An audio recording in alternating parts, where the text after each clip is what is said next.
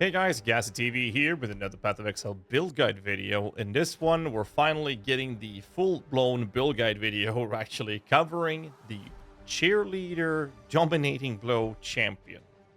Yes, it's a champion dominating blow build. It is actually a big shout out to Lolash and Atros, who's been helping me out with here crafting this build. It is a minion variant of the Cheerleader support made by Lolash actually originally. So what we've done is basically taken the War Cry and the War Banner and Defiance Banner tech and then made it a minion variant. And it is packing a punch. Let's go through the PUBs and let's talk about the build real quick. This is the finalized low-budget PUB for now. Do keep in mind that if you're watching this video at a later stage of the post of this video on YouTube, you will have to check the written guide linked in the descriptions below, which will have the updated latest versions of the PUBs, as well as all the detailed information of the actual build itself. The build guide will cover the low budget. There will be PUBs and gear progression of how you can transition into medium and high budget version. So let's just crack into it. The low budget version is essentially playing as a dominating blow build champion. However, when you're leveling, as you can see here in the levels trees down on the left, this will be covered in detail in the written guide. We're going to be leveling with Sunder. And we don't do a dominating blow swap until we're at least level 68. So essentially, you're going to level with Ground Slam over to Sunder. We did this live on stream to test it, and then you will just use Sunder all the way up till you go for the dominating blow swap. And this is because you're going to have some of the tech in the build functioning before the minions will actually be able to survive. That was the biggest problem with not running the regular minion tree stuff, which is located here on the top side with the Witch and the Templar areas. So the way this build works is quite button heavy, so I'm going to put that disclaimer out right there. It is a bit button heavy. There's a little bit of piano action going on, and other than that, it's a very comfortable and extremely sturdy build with very high defenses. This is the low budget version. I was able to try and survive with a level 6 Spectre gem on an Elder fight when I was level 72, I think, which was absolutely insane. In the low budget version, I was able to actually do and clear a tier 16, not juiced, but simple Alch can go tier 16 when I was level 69, which was absolutely insane. So the build itself is basically rushing over and grabbing a ton of Warcry notables. So as you can see here, we have the Warcry from the Admonishers. We also have the Wheel here on the left, Natural Authority, as well as the Thunder as the Warcry scaling modifiers. When it comes to banners, we are picking up Bannerman, which is very important, and also the Inspirational, which is how this build will work, together with Rallying Icon, as well as Defiant Stand. So I'm going to try to explain how this build works in short, but first off, there's a quick glance at the tree. Basically, we're picking these nodes up. We're going to have extra strikes for quality of life comfortability for the dominating blow. We will, in the low-budget version, run Resolute Techniques, which is also coupled together with the Fortification from the Ascendancy, whereas the higher-budget versions actually will go into Worthy Foe, which means that whilst we're taunting the enemies, they will not need to be, we will not need to have Resolute Techniques. Other than that, we have Spiritual Aid, so our damage hits from Dominating Blow is actually quite respectable. A little bit of mana reservation here. Aura scaling nodes in the reservation cluster up here, because we are in fact going to play this as a blood magic build. So how do we then play this in terms of the skills? I'm going to go through those real quick. We are going for Impale, pure physical approach, and that's done with Impale, crit damage, and we're running Melee Fist, Brutality, and then Multi-Strike. You will, in the low budget, actually switch Multi-Strike for Melee Splash for clearing. We're going to run a more duration War Banner, Defiance Banner. The Desecrate is going to be in a trigger weapon. This is Desecrate Spirit offering invulnerability to ease up an amount of buttons the build will require. Urgent Order for very quick Cries, Ancestral, Enduring, and Battle Mage. Now, Battle Mage is going to give us some base crit for the minions. Enduring Cry will give us and the minions tons of regeneration, as well as capped out effect of our endurance charges, as well as Ancestral Cry for some extra elemental resistances. And it also gets max res. The auto cry we're running is an auto exertion of General's Cry. This means that the auto exertion will make it so the Gen Cry actually does nothing for us. This is done so that we can gain Valor through our Mastery notes. This is really, really cool because every second this will trigger and allow us to gain 5 Valor for each time a Warcry happens. So we don't actually have to cast them ourselves to gain the Valor, but we will as well. And together with all of these small nodes that increases Valor gained, which is quite a lot on the tree. We have 2 nodes here on the right-hand side. We have another 3 nodes here on the Defiant Stand area, which allows us to get a ton of Valor. This is how we're going to sustain the approach of running the banners, and we don't have the limitation of not being able to gain valor when a banner is placed. This is how we're going to be able to run the approach with this. Since we're blood magic, we'll run an eternal blessing in purity of elements, which gives us ailment immunity and tons of resistances to ease up on that gearing. Spectre-wise, we're going to take last, but we do have an unset ring for a convocation. The Spectres is going to be feeding frenzy minion life, and then we have a Frostbank here. We don't run an enemy guardian in the low-budget version, and the Spectres is going to be a perfect blood demon. He uses a pride aura. We'll use a guardian turtle, also a perfect one for determination and a 5% physical damage mitigation, and we'll run an arena master. Then there is a dancing sword. This guy increases the efficiency of impale effect for us and our minions, which is really strong, as well as giving them a % chance of increased chance to impale. What I've noticed, though, with the Dancing Sword is that in the really juiced tier 16s or tier 17, this guy has a tendency of dying. So if you're not running super juiced, absolutely use the Dancing Sword. It costs like 1, 2, or maybe 3 chaos. But if you're running those super juiced content with a higher budget version of this build, you might want to look into using something like a Carnage Chieftain or literally perfect a Spectral Leader, because if the Spectral Leader dies, you can just desecrate him in your hideout. So those are the options for the Dancing Sword. So the way the build works is through the inspirational node. So these two ascendancies are basically there to give us the extra defenses before we go higher budget, because these fortifications will be supplied with a Kingmaker in higher budgets. And then we have Master Metal for extra armor to us and our allies and extra damage as well as impales. But the build is all about inspirational. This increases the efficiency of non-curse auras, but what makes this build function is that when you leave a banner area, you'll recover 30% of the valor consumed by that banner. I'm going to show you this in game how that works. So when we go to something like Blood Aqueducts, we'll be able to see that our triggered rate from our auto exertion is going to be in play. You see my valor, I get 12 valor or 13 valor every time, 12 to 13 valor every time it triggers. And if I cast a War Cry, as you can see, I now have 105 valor. So the way the build works is I will place my Defiance banner. We're not going to use War Banner unless we need it for extra damage, or if we're going to need to fight a boss, or if there's a harder enemy to fight. Other than that, we're only using Defiance banner. So what this does is give us an absurd amount of movement speed. And this allows us to have something like a plus level Spectre boots without movement speed, because our movement speed is coming from the banner. But it also, watch this, caps our spell suppression, which is absolutely insane. Now, you see my valor is going up even though I have it placed, and if I run out of it, my valor is going to just bounce right back up if I run out. See, now I have 105 again. So the way the build's played is that we're going to run around, hit some enemies for some dumb blow, and then we're just placing Defiance banner, use our War Cries, which is the piano play, have our Convocation when needed, and every time we see that our character's starting to move slower, we'll just place another banner. As long as you keep that up, the Defiance banner will give you that speed. So as you can see, I'm outside of range. I'll hit these for some minions, place the banner, and actually even misclick there.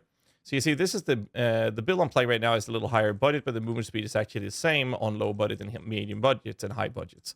So this is the movement speed you'll have, and you'll basically just hit a couple of enemies every now and then. Just make sure you place that Defiance banner. When you engage with a boss, you'll use the War banner, and it's just absolutely beautiful. I did actually do a tier 17 with the initial version of this in high budget, which is what you're watching right now, which does have a +2 Spectre boots. We're using Admiral's Arrogance. You don't need this. It's extra damage. You can use a rare pair of gloves instead. We're running a Perfidy in the high budget. You want it corrupted. I did go for Ulnatol. It's not a massive increase. It's some extra damage, but you actually lose a bit of defense for running this compared to the other version for the medium budgets. And then obviously we're running a Red Blade, but I'll show you the POB to talk about the low budget build first. In the low budget items, we're going to use a simple Gemini Claw. You don't necessarily need a Gemini Claw because we don't have any mana. You can use any fast attacking claw. And what you'll do is you'll use Essence of Fear till you get a decent attack speed, and then either open or have an open suffix to get the trigger craft. That's it. That's all you need. Red Blade is only a handful of chaos. And then the helmet should be a life with +2 or minion skills, +1 if it's too expensive. It should be pretty cheap right now. And then some resistances. Perfidy allows us to have the extra valor. So you can see here in game, we're able to gain valor, gains increase, and we're also having a banner does not prevent us from gaining valor, which is very, very, very good. Outside of that, we're running a simple pair of rare gloves for armor, life, and resistances. Since we're getting so much res, you can have a lot of chaos res on your gear instead. Same thing with the boots, just +1 to race Spectre if you can get one. You don't necessarily need the movement speed because of how the banner defines banner playstyle is. And then you'll have a replica Dragon's Fang with levels of Dominating Blow. Now, if this one is expensive, you could run a Genius Juju for better defenses. You could run a Ashes if they're not too expensive, or just use a rare till you can afford one. But this is the one you'll want to use in the end. Onset Ring with Intelligence, preferably with some life and resistances. And non-channeling cost is completely irrelevant for this build as of right now, because the simple fact that we don't actually use any sort of mana. Which is really nice. We don't have any problems at all with mana, but you can have any mods in there, which makes these items very easy and very cheap to buy.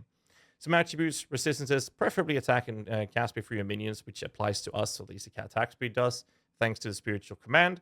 And that's basically how the rings look. And then we'll have a classical, decently rolled, the Darkness of Throne in the low budget. You want to have some accuracy depending on the level of your minions. If the levels is too low, then you're going to want to have a bit of accuracy on your jewels to make sure that their hit rate is actually 100%.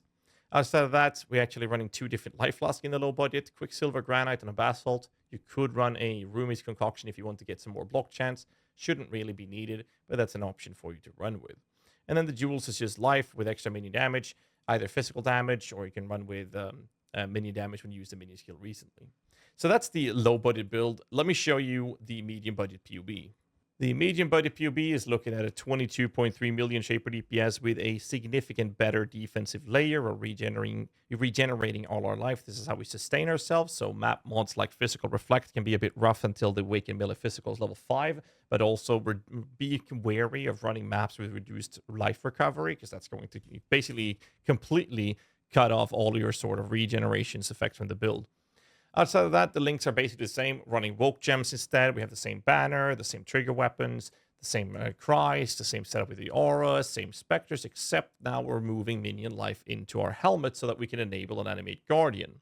That is the only big change when it comes to this, and that is also allowing us, when we run a Kingmaker on the Animate Guardian, to move these nodes into these nodes, which will make us not need the actual Resolute techniques, because the taunt of enemies will make them not able to evade attacks.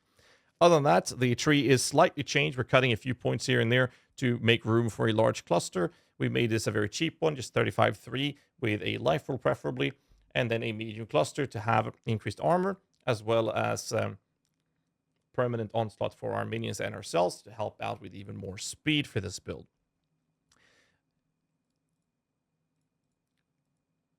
Other than that, the Pantheon choices will remain the same as in the low budget. Across the board, we'll run Rulnari as the major god and Solar Gruthkul as the minor god. And it's just a beautiful build to play. It is so fast, and it's very enjoyable. In medium budget, however, we're going to be looking into starting to use Admiral's Arrogance. However, again, you can use a rare pair for easing up on the resistances. Other than that, the gear remains the same. You could go for a Light of Meaning to help with Chaos Res if needed. You could go for a Watch Your Side with physical damage mitigation when you're affected by Determination, thanks to the Guardian Turtle.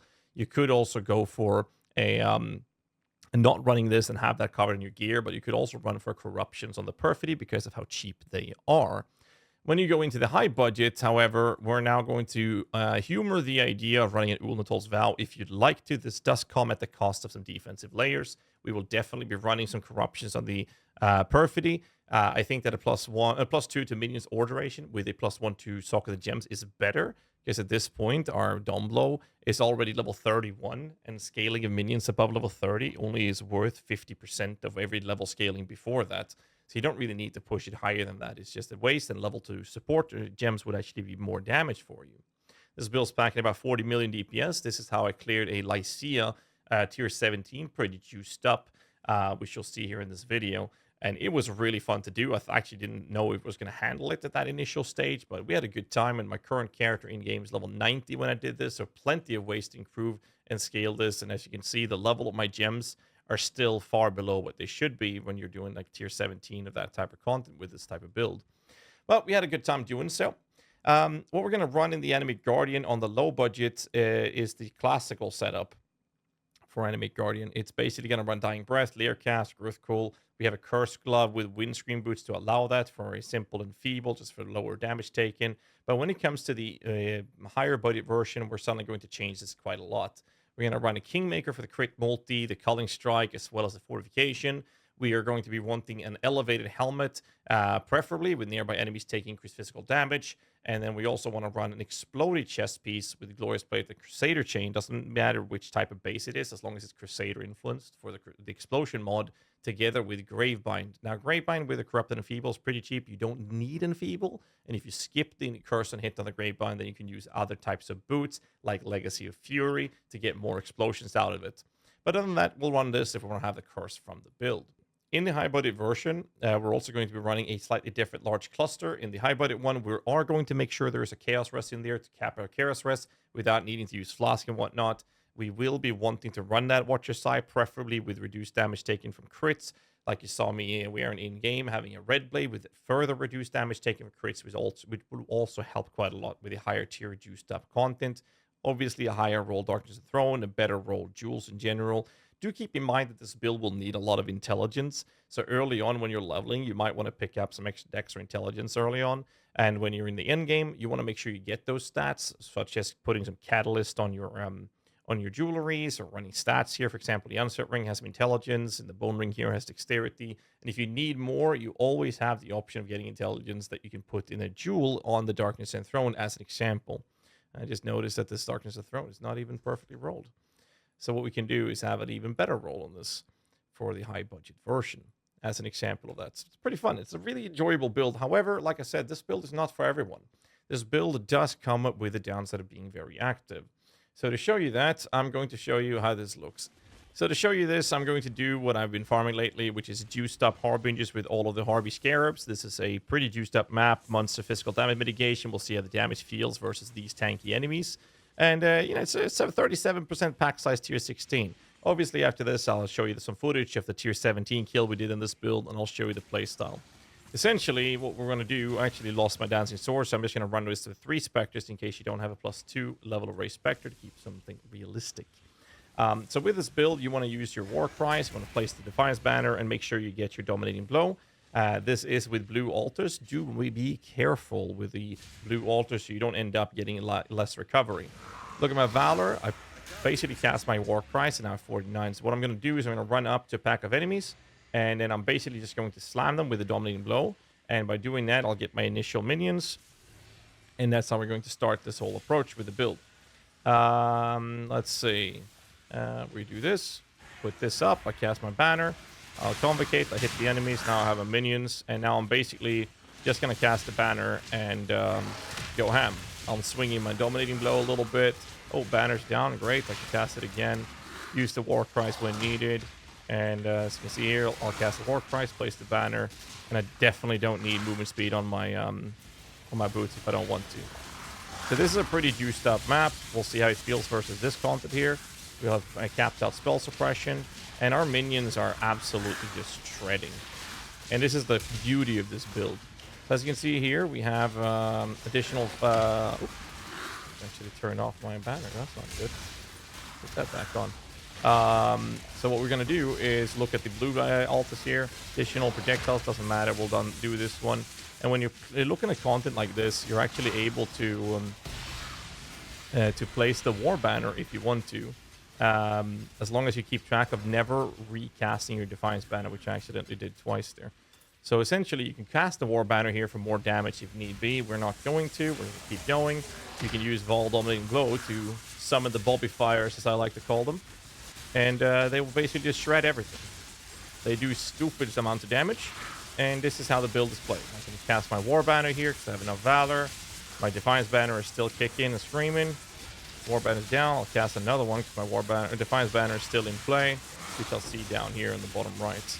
So like I said, this is not a build for everyone since it is quite button intensive, if you will. Since you have to basically piano the War Cries. The good thing with this, which a lot of people are missing when we talk about this build, is the fact that you only cast these banners, the War Cries, once every like 15 seconds in this build. There's cooldown recovery and maps and whatnot, so you have to be a little careful with that. But luckily, the auto exertion is going to be triggering this for us quite extensively and often. And other than that, the build is just tanking everything. So I've been having a lot of fun playing this build. It's very tanky and effective on low budget, and I've been having a lot of fun in the higher budget version, doing some harder content with it. See, now I made a mistake of turning off my Defiance banner, so please do avoid doing that. That's never a good thing to do. and we can just get our big boys up again. And here again, I can cast out the war banner. And if I step out of my banner, be a little bit careful with that, because then you have the banner inspirational, allowing you to scale or continuously have the effect of your banner active on you, thanks to your ascendancy. So that's basically how the build's played. In here, we can take this, expect cold damage. We'll see how that feels. And we're going to start making the enemy do a lot of damage on us. So this is basically how the build is played.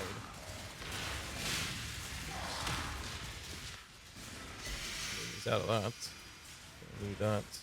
So as you can see, I run out of the banner, and I still have all the effects from it. I'm still tanky, still able to run this, get the war banner down, get my bulby fires out, get a new Defiance banner out, and we're just sitting and tanking these. So I've been having a lot of fun grinding out the Harbingers. They do prevent me from like speed running it consistently, since I will be halted, since they need to be dealt with, especially these Harbinger bosses.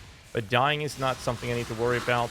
The only Spectre I've ever had an issue with has been the Blade Dancer, and that's about it. And do keep in mind, like, this is a really juiced up map, as well as having the extra fist damage, is extra cold. So you need to be a little careful when you're playing it, especially in these recovery maps, so that it's going to prevent you from casting your war banner, your war cries enough. Because those is how you get that life recovery. So that's the reason why you see me dipping low a little bit here and there, and even then it's more than fine. You can pop out some bulby fires, put a new banner up, you know, ham. Basically put a banner up, leveled. Nice. And this is it. This is how the build is played. It is so comfortable. It's hard for me to describe the comfortability of this. So you might be a little deterred from this build because of the button-intensive build. If that's the case, this is not the build for you, so do keep that in mind. You have been warned. You will be pianoing 3 different war cries quite consistently. If you don't mind that, this is a very active play style. Been having a lot of fun with this. And as you can see here, we'll go for the boss, put the banners up, put a new banner down, get the guy in, put a war banner down, and basically just kill the guy. That's it. And that was a very low banner power on that.